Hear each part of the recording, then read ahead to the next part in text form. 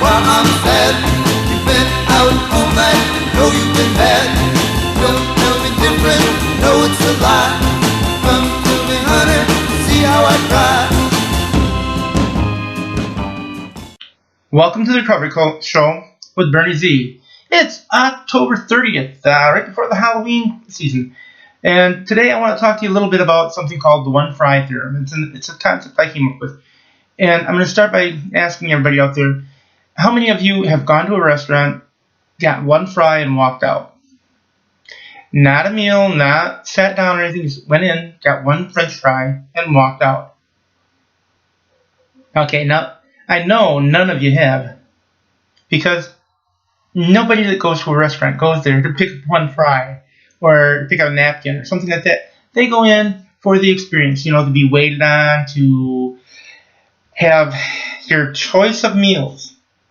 Maybe you like shrimp and fries, or chicken sandwiches, or steak, or whatever it is that you like. You want to go in and you want to order it, sit down, enjoy the meal, be able to get refills for your drink whenever you want, and go from there. And that's what it is for gamblers. Because just like you couldn't go in, buy one fry and leave, a compulsive gambler or an addict can't do just one and stop. They can't. For me, I bought scratch-off tickets and I kept going for a while. There are people out there that go for hours with it. But that's the One Fry Theorem. So for today, we're going to think about that as we talk about the different things that I'm going to be going through. And before we start going a little deeper into the One Fry Theorem, I want to talk to you a little bit about the video today. It looks a little different. You'll notice the process is beginning. I'm altering my office, my studio, and if you'll bear with me, I'm working on the glare on my glasses. I'm working on some of the shadows and that kind of stuff. But I'm in the middle of total reshaping of this space. So it's going to be a little bit of time. But there again, it's like the One Fry Theorem. I can't come in here, take one piece of paper and put it away and be done and that kind of thing. With tons of things to go through, with an area to organize, it takes time. It's something where you're going to go in, you're going to start working on something, and you may not get done with it as quickly as you'd like, but you will get done with it.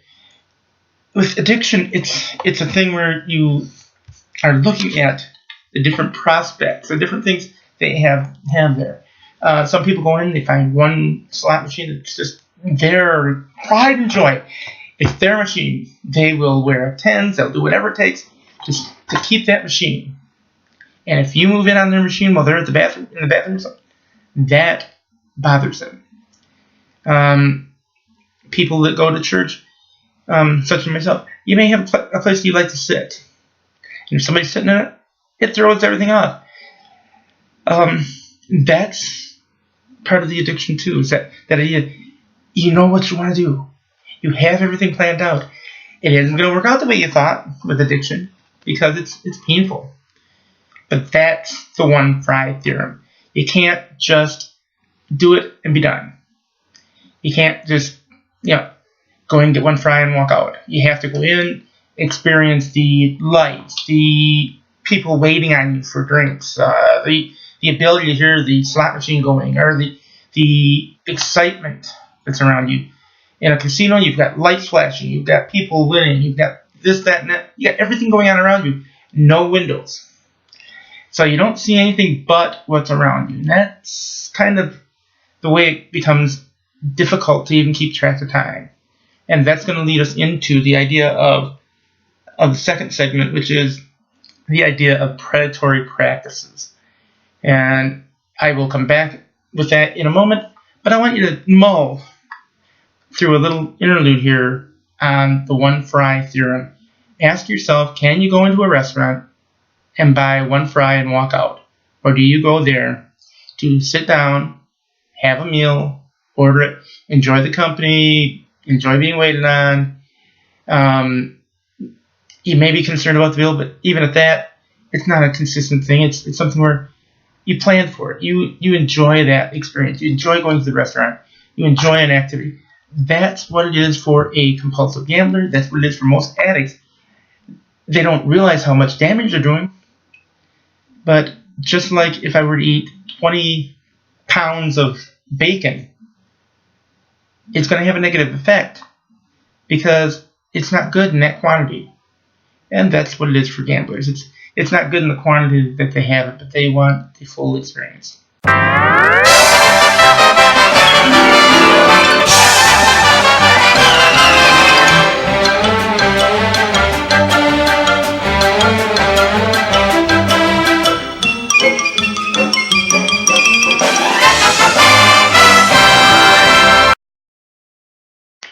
Welcome back.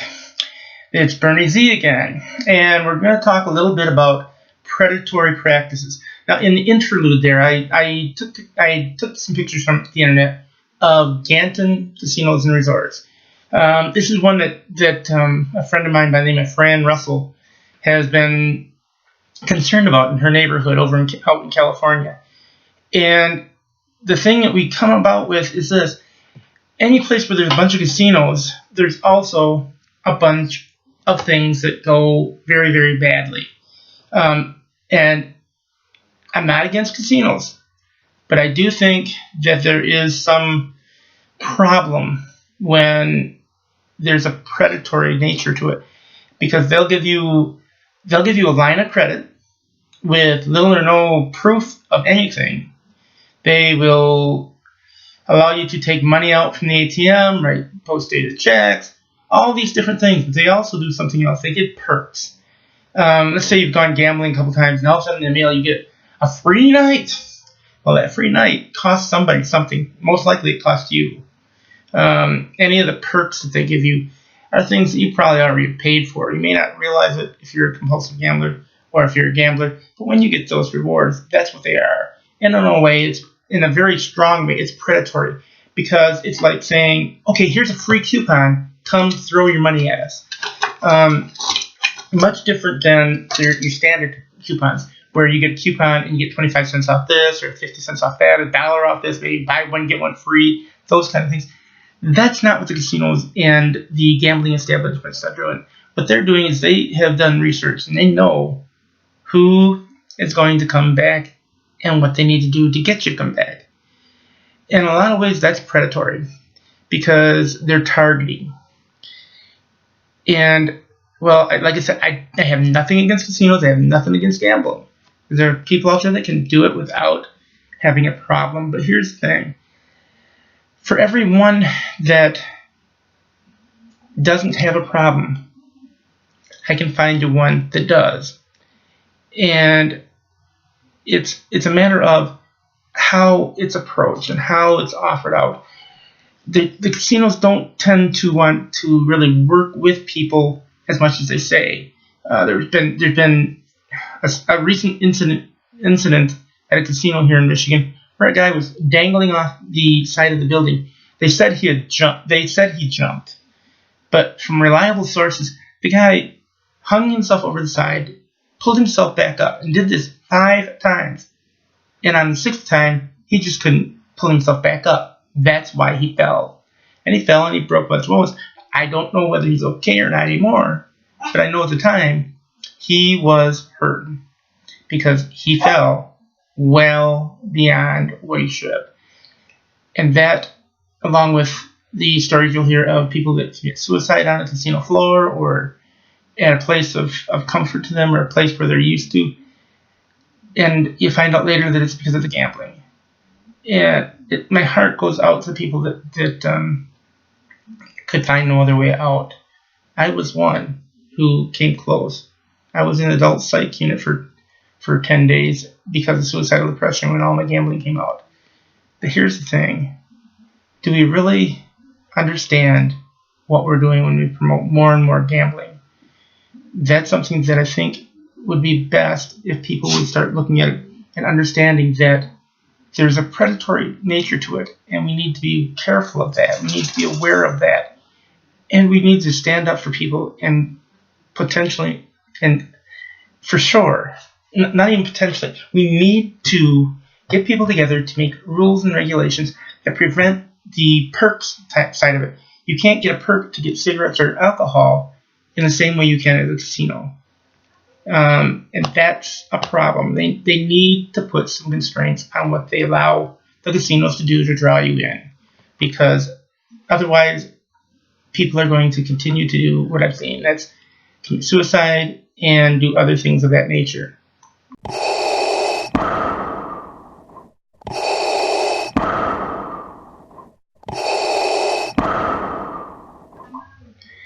Welcome back. Addiction and Recovery in 5 Short Chapters.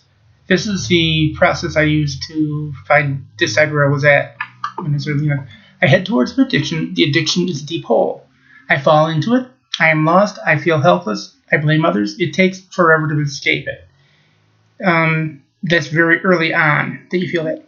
I head towards the addiction. Again, the addiction is still a deep hole. I pretend it does not exist. I fall into it again. I can't believe I'm back in the hole, but I still blame others. And it again takes forever to escape.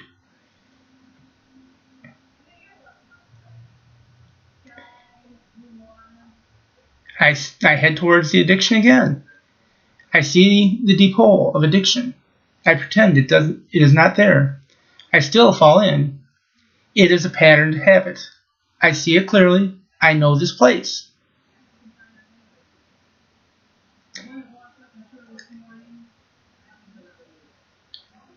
I take responsibility for it. I escape immediately.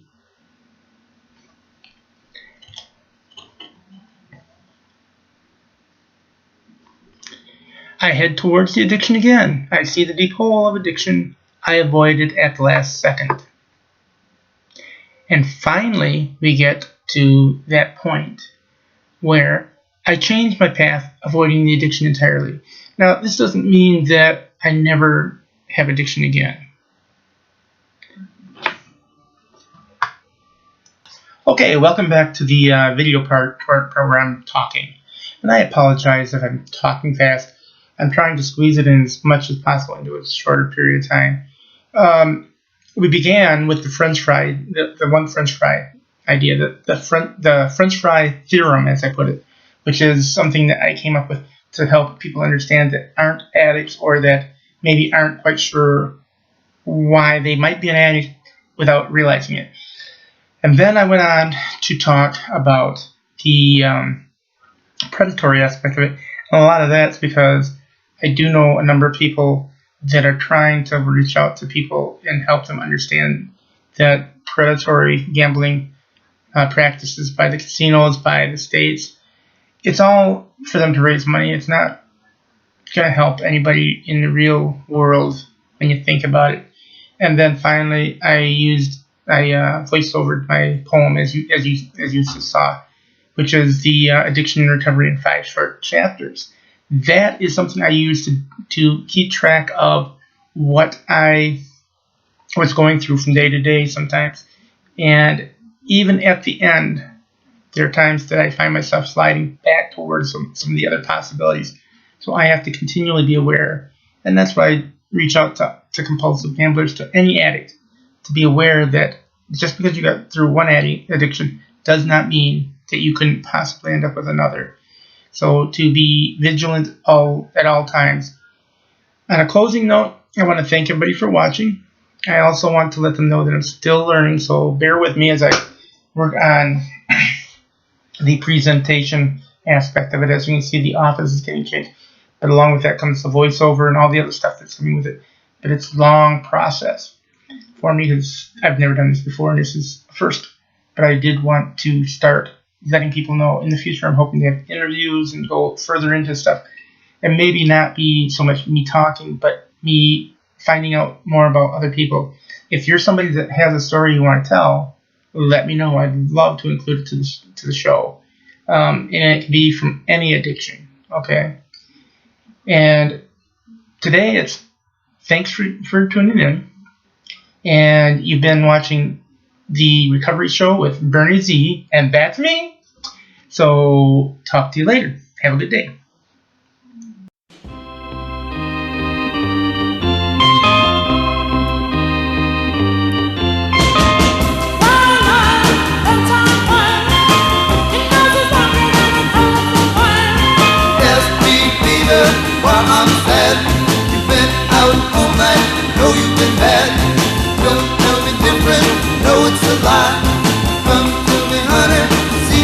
lie.